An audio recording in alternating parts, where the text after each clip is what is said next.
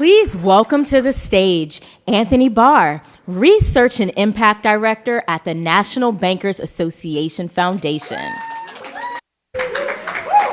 Well, good afternoon, everyone. I'm going to briefly introduce our panel, and then we can jump right into it. I know we've teed up some themes that I want us to get to already, like credit access, housing, and climate, but I also know that the chemistry of all of the folks on the stage will lead to some really interesting thoughts and things even beyond what I could have predicted.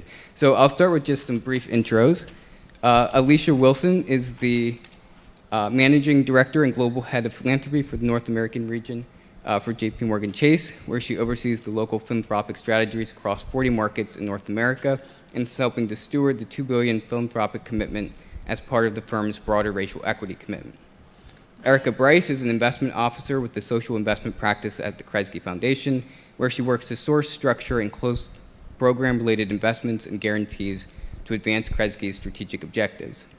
John Holdsclaw IV is the president and CEO of Rochdale Capital, a national nonprofit community development loan fund that promotes cooperative principles and community ownership. He also serves as the executive vice president, chief policy office at the National Cooperative Bank. Jacob Levy is an analyst for the Visa Economic Empowering Institute, where he studies issues ranging from financial inclusion to sustainability policy. And he's been a great thought leader, reviewing some of our research and letting us, contribute to some of reviewing some of his. And Ray Garcia is the executive vice president and chief credit officer at Texas National Bank, where he has spearheaded several projects leading to new bank products and services, enabling socially responsible solutions that support the bank's mission, core values, as I was mentioning in those surveys, being able to engage with the community and come up with products that directly pertain to their needs, and is working with the designation of the bank as Community Development Financial Institution and MDI. So let's start with housing, and Alicia, I want to start with you. I know that the JPMorgan Institute has published some research recently on race, income, and lender differences in loan closing costs. So can you talk a little bit about why that research matters, some of what you found there, and what JPMorgan is thinking about kind of related to the housing space and how to tackle some of those challenges? And thank you for having us on this panel. Particularly looking at closing costs is really important.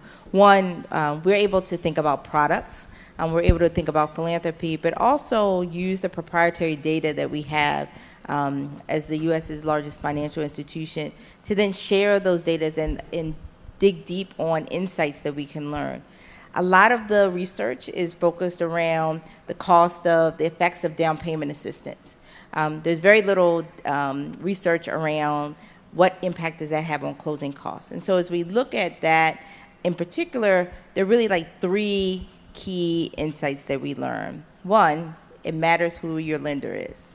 And so utilizing broker lenders, utilizing non-banks to access loans rises the cost and rather than depository institutions. The second, Black and Latino home buyers pay more, regardless of their income. The third being a really interesting data point, which is really focused on that financial literacy is critical. What we can see is that individuals pay more because they don't go through shopping around looking at rates, looking at who is providing the best loan package in their housing. And so that has real implications, not only for the closing costs, but ultimately for the ultimate financing of the home, making homes either less or more affordable for buyers. Yeah, thank you. And along some of those same lines, who the lender matters, as you said. Jake, I wanted to ask you about some of the research that you did, with data that looks at MDIs and home ownership.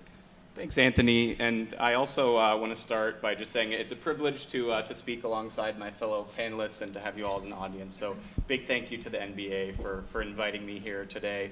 But in answer to your question, the Visa Institute published a study earlier this year which examined rates of homeownership among customers of MDIs compared to customers of other financial institutions.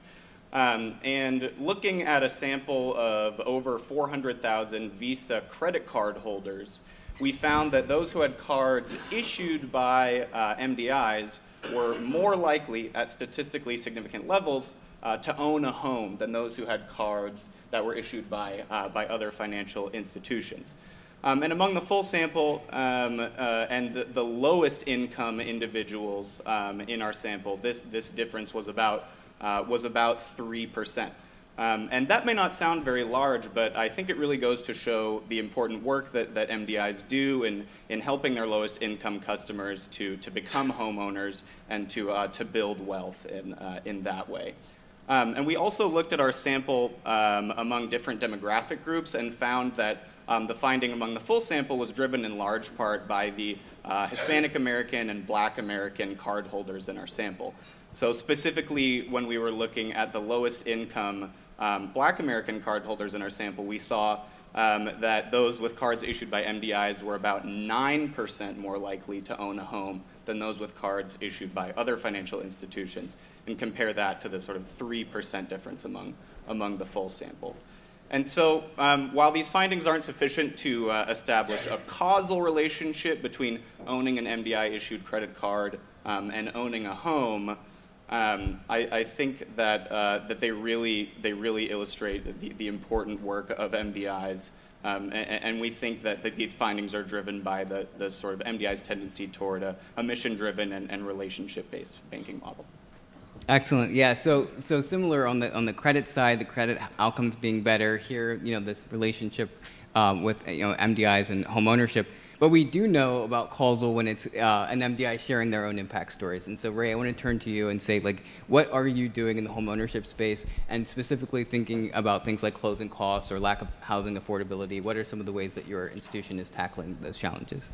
Yeah, thank you, Anthony. I guess, it's involved a little bit of innovation, right? We were just talking about that with the U.S. Bank team. And so, a little bit of art, a little bit of science, a little bit of love, and a little bit of planets aligning, and the whole thing, right? But I think it involves being sort of creative and sort of having a multifaceted approach of how we think about this. So we look at everything that kind of focuses on the underwriting piece. So whether it's debt to income, loan to values, whether it's a sales price of the home, and credit scores, et cetera, or even just documentation requirements, and then we just aim at tackling every single one of those individually. And it's impressive what you can do when you just start doing that. So so we have created a criteria for more flexible underwriting when it comes to debt to income ratios or credit scores. We focus on the financial literacy piece, of course. It's interesting, your statistic, because we do that almost on purpose. We start creating a path to credit, first of all, by just doing a soft entry into the banking system often. So whether that's free checking, or whether it's starting them with a small dollar loan or a credit card, and then we slowly graduate them into more sophisticated and bigger products. But specifically when it comes to mortgage, in addition to just more flexible underwriting, we've also started looking at how do we define affordable housing in our market. And we always say we're obviously not in the business of taking away homes, we're putting people in homes. But I think if there's comfort into what that affordable housing market is, we're comfortable taking that risk. So we've even done products that involve 100% financing to reduce the barrier of the down payment assistance, or not having the savings up front, because we feel comfortable that that's a market that we need to be promoting, that's a market that we need to be supporting as well. Other things that we've done also is, we, as a Hispanic owned institution, serving the community of the Rio Grande Valley in South Texas, where we have 90% Hispanic population, large immigrant population, it was important for us to also focus on the immigrant and Hispanic community, right? And so we started looking at things like how do we overcome documentation challenges related to financing with the requirement for a social security number. So we started I-10 lending, I-10 mortgages, and that's been huge for us as well, and it's allowed us to support our market. In addition to that, the other thing that we did was just sort of a project that came out of love, but also out of need. And what we found was, what we just said is, look, if the homes are not affordable, we're just going to go build them ourselves. So we went and created a community development corporation. We work with local partners, just sort of a grassroots efforts to find affordable lots, work with developers that the bank knows well to build those homes at cost. And then what we do is we downstream down payment assistance programs from the Federal Home Loan Banks or other philanthropic dollars that some of the banks in this very room have actually graciously donated to our foundation. and then we put that into those same projects, which allows us to not only build a home at cost, but also provide a significant amount of equity into these homeowners, allowing them to create a significant amount of wealth just day one. Excellent. Well, I always say if you talk to an MDI in the room, and you should,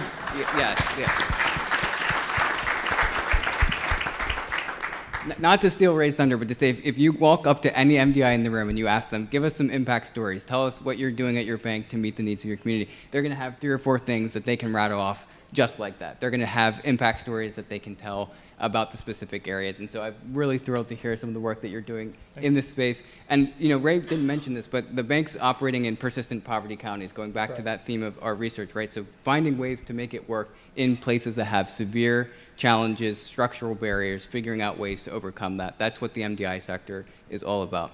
John, I want to bring you in here as well, because your work with housing cooperatives and thinking about community ownership models and some other things like that is also providing another way of thinking about housing. So talk a little bit about your institution and some of the ways that you're doing this work.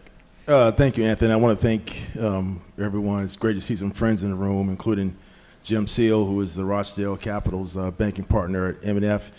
And I wanted to also say that I was feeling really good about my cutting starches and sugars until this chair met me on the way down. So I may need some help when all this is over.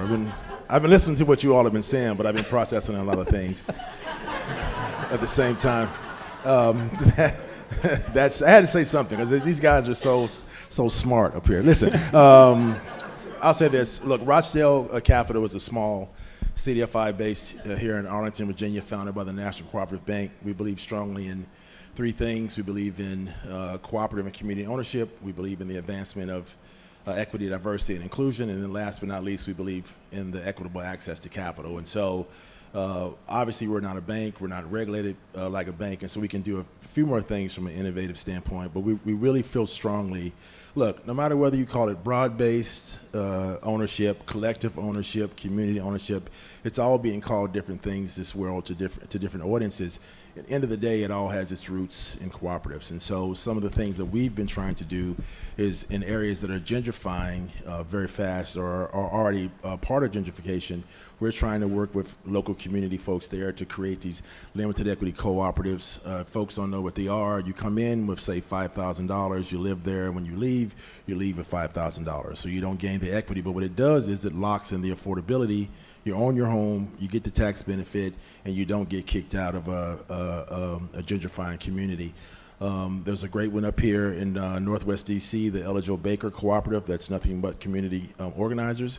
And you can live there in the U Street corridor, all right, with a 2-bedroom co-op, and you can pay $534 a month, right? I couldn't buy a closet in DC for $534 right now if I were to move back. And so we do that. But then also too, just building upon the community ownership piece, and I'll end here, is that we've done things like in Lewiston, Maine, where there's a high Somali population. We were able to do a interest-free or fee-based loan to preserve 10 units of affordable housing in a community that's changing very rapidly. Now, I don't know if I took that to the National Cooperative Bank, if I would still have my job, but I also do know that it's what we do at Rochdale Capital. And so, again, I applaud everyone here and what everyone's doing from an MDI standpoint. And as much as we can push ourselves from an innovation standpoint as regulated banks, I encourage us to do so.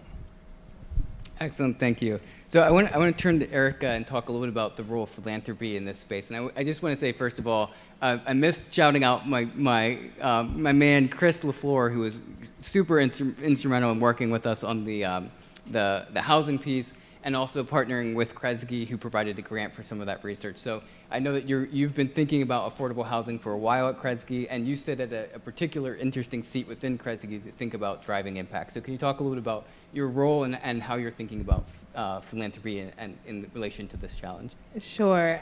So before anybody gets excited, I'm not a grant maker. My role is investment officer. I need my money back. With some interest on it, with some return on it. So I always like to give people that context. Program-related investments, PRIs, are part of the charitable spend of a foundation. However, we put our money in as an investment in equity, debt, or guarantee form. So our team does not do grant makers. I have another colleague that's here in the room, I believe, Tasha Tabor, and there she is, right there along with Chris too. So that's how we differ. So what we do look at is how can we use the capital we have to catalyze investment in capital systems in alignment with our grant makers' strategies. So Kresge has 7 different programmatic teams. So we have a lot of different things on our plate. Everything that somebody has set up here crosses into one of our areas. So our biggest challenge is how do we prioritize investments and focus our energies and efforts in a way that is going to have the highest and best use. A phrase I frequently say is that we cannot foundation our way out of the social challenges here in the world. And so we have to be very intentional about how we do that, right? We do believe that financial systems, particularly BIPOC-led financial systems, are part of that equation. I will say I've heard a lot of great things about housing. We're still considering how we want to show up in housing now. We just turned 100 years old, so we've definitely, been in housing before too. But I will say we're also thinking about MDIs and CDFIs, quite frankly, in the institutional customer context as well, right? How do MDIs not only have a role in terms of consumers, but how to have MDIs have a role in, say, municipal finance potentially, or HBCUs, or any other institution, right? Where are those intersections? Because ultimately you all are still serving the same people that we care so dearly about. So we're still exploring, is really the quick answer. We do love cooperatives. We do think they're a very promising model. And we think cooperatives or cooperative models overall are very promising. So co-op, ESOP, the different forms that they're showing up as. We're agnostic to the tool, but we are very intentional about the impact that we want to have. So that's what I would say really quickly. Well, I'll just add that. I know that we're in a room full of creative people who are also innovators, and so this is a great resource of someone to kind of think through and spitball and say, like, how could we fit here as an MDI? How could we fit as a sector? And I know, your willingness to kind of partner with us in doing that is much appreciated. Alicia, any thoughts that you want to add on this from the JPMorgan side, thinking about philanthropy? The only thing I would say is that it's critical that we at JPMorgan, other banks, invest in MDIs and CDFIs. It's critical as we think about housing affordability. Since 2020, we've invested $100 million in CDFIs and MDIs, but they're a critical role based on the fact that place matters. The only other thing I would say is that we are exploring, and we just made an investment really in the CDC infrastructure. In my hometown of Baltimore, I have to take care of home first. But really realizing that those institutions, coupled with this, are part of the ecosystem that if we don't address, so many individuals won't have affordability in their communities. Absolutely. So, John, I want to go back to you because I want to shift a little bit from housing now to climate. And, thinking about, again, going back to that slide where we looked at, the places that are receiving MDI lending. And, we showed this last year with Moody's data. I know Greg gave a shout out, being able to see that the places that are receiving lending have elevated climate risk across all sorts of different thresholds and what that means for the ability of communities and individuals to build wealth. And we're also in a landmark era for climate legislation and for opportunities that the federal government is making available to drive climate finance. And we had the great privilege this year of working together on a climate resource around direct pay. So we'd love for you to talk a little bit about what that resource was, why you were motivated to do it, and how Rochdale is thinking about climate finance. Well, the first two things I wanted to say was Aggie Pride. That was number one. Then number two, I wanted to say, you brought up HBCs. And then I wanted to say thank you, Kresge Foundation, for sponsoring that paper. And, our goal was to exceed your expectations and Kresge's expectations. We were given that money to talk about direct pay. I don't know if anyone's familiar with that. Listen, I'm as big a GGRF, greenhouse gas reduction fan in the world, but we wanted to do a paper by partnering with NBA and then the first Black female-founded solar developer in the country, We Solar, that talked about the direct pay as it came out of the Inflation Reduction Act that allowed faith-based organizations, tribal and native entities, community-based organizations, nonprofits, to also be able to take advantage of this benefit to bring solar to their communities. We thought to ourselves, why do rich people have to get an energy tax credit or a tax credit to put renewable energy in poor communities, right? And so if you haven't had a chance to see the turnkey model report, I would definitely encourage you to look at it. Again, we're very proud of the partnership with MBA. We're very proud of working with Resolar as well. But we while everyone is over the moon about GGRF, we also want people to know that there are other options out there that can impact under-resourced communities greatly. So thank you again, Anthony. And again, Rochdale sees that as the future of renewable energy outside of the gaze of GGRF. And I'll just add to that, we heard from you, last year and at different forums where you said we need the concrete details, right? We've got the high-level vision, we need the underwriting guide, we need the pro formas, we need some of those. So this is a step in that direction, right? We're basically saying, okay, this is how direct pay functions, this is how nonprofits leverage it, and then this is where you come in as a financer, right? Providing bridge capital, providing pre-finance, pre-development financing and a variety of other mechanisms. And then here's a little bit of what an underwriting guide can look like. We've got, templates, we've got, some, impact measures of what's important to capture so that kind of going into it, this is what we're going to look to capture as part of being able to tell that story. So, really highly recommend taking a look at that and then letting us know, hey, these are the ways that it's still not answering the questions that we have. These are the additional resources that we need to feel comfortable jumping into this. Hey, our board's asking us about how you're thinking about X, Y, and Z related to this. That we can take that back into the research agenda. We can reach out to some of these partnerships that we're now building to say, hey, do you have familiarity with this? How do we answer that question? So I just want to give a shout out to this is all part of the MBA strategy of building out this ecosystem together, being collaborative, and it's been really exciting to see that come into fruition. So Ray, I want to go to you and ask how you're thinking about kind of climate financing at your institution. I know you're thinking about, even on the building side, fortified standards and some of these other components, and then maybe also what do you still need from MBA? What would be useful in terms of research or, practical guides that would help your institution move forward? Yeah, we're just trying to understand it, first of all, to be honest. I think I speak for a lot of the banks in the room, is that it's new to us.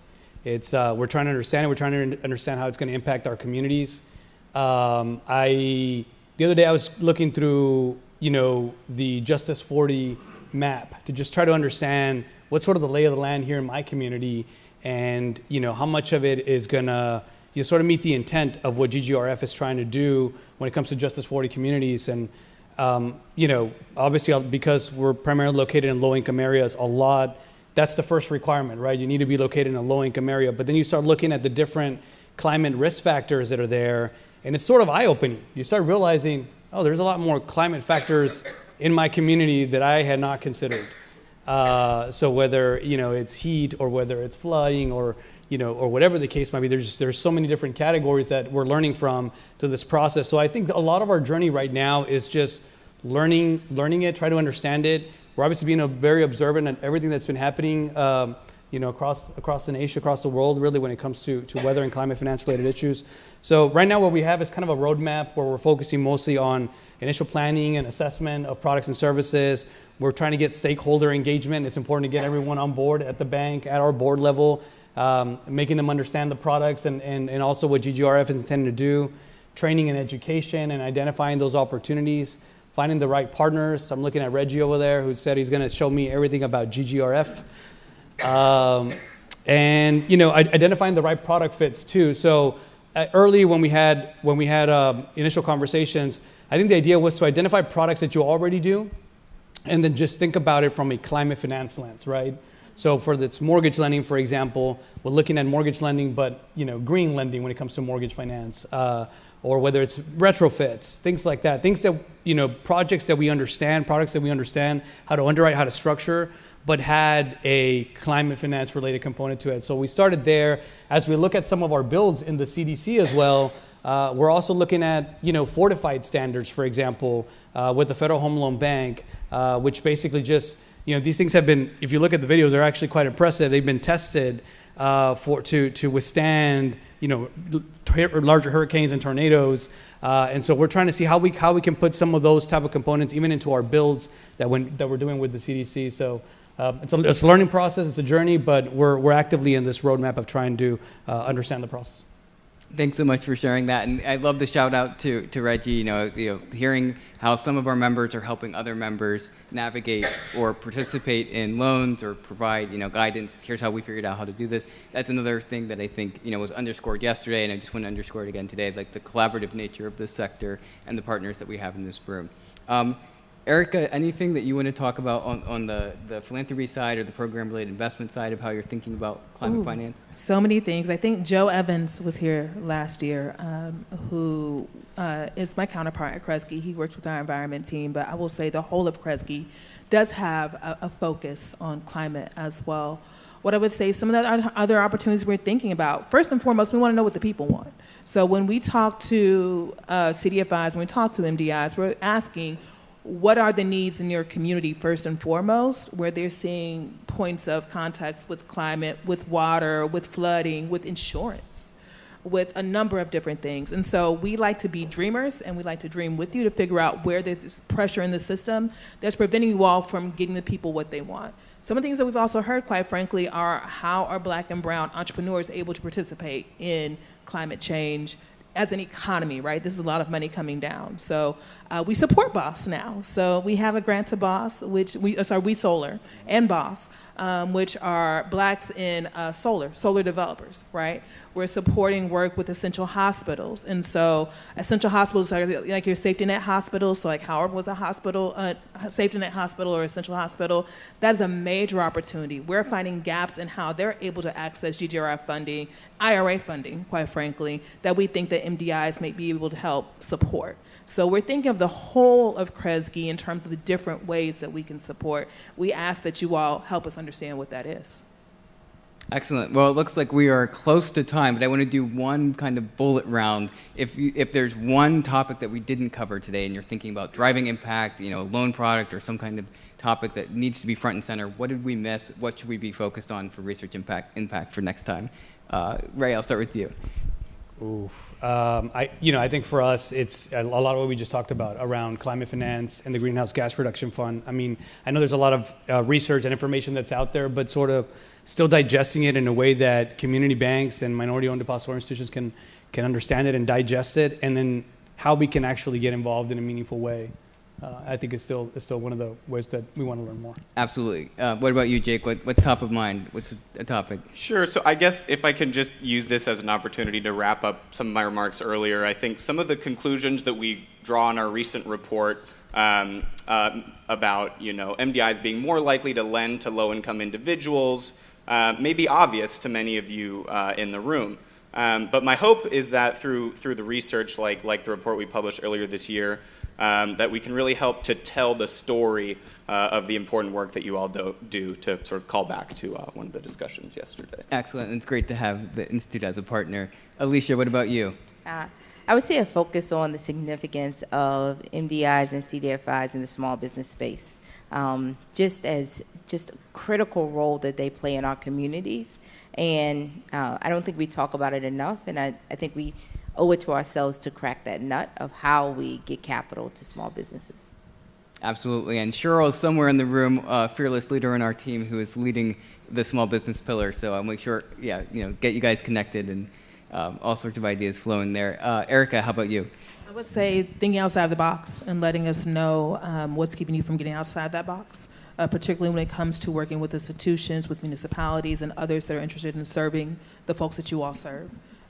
We think that that's part of business viability, quite frankly, and it's hard when you're an MDI and if everybody you work with is low income, the business model that you can have. So we're mindful of what it means to expand that business model and serve people in different ways. All right, and no pressure, John, but you're landing the page. You're landing the plane. You bring us home. I am a huge broadband nerd, and I think that we've got to do a better job in this country, and MDIs and CDFIs, of closing the digital divide. The struggle is real, and Black and brown children are not going to be able to take their rightful place in this society if they don't have broadband and Wi-Fi. So I'd say broadband. Fantastic. Well, please join me in a round of applause for this fabulous panel.